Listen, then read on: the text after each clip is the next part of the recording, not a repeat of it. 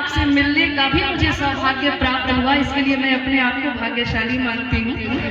तो आज यही कहूँगी, क्योंकि समय भी बहुत कम है, अभी बहुत सारे कार्यक्रम हैं, तो यही कहूँगी कि राम सरिस बरु दुल्हिन सीता समधि दशरथ जनक पुनीता। तो कहा गया है कि जिस विवाह में, जिस मंडप में भगवान राम जैसे दूल्हा और आप देख ही रहे हैं,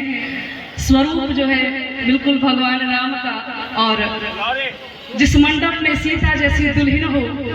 समधि दशरथ और महाराज जनक जैसे हो, उस मंडप की शोभा का वर्णन स्वयं मां सरस्वती नहीं कर सकती हैं, तो ये अनुराधा सरस्वती का क्या सामर्थ्य है कि उस मंडप की सुंदरता का वर्णन कर दे। ये तो अलौकिक शोभा है मेरे भाई बहन, आप दर्शन कर रहे हैं। तो मैं तो बस यही कहूंगी कि विवाह उसे कहते हैं जिसका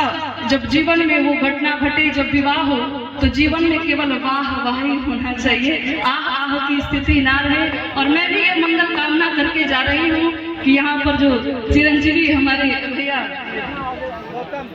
गौतम भैया हमारे यहाँ बैठे हैं, और ये आयुष्मती प्रियंका जी जो है, इनके जीवन में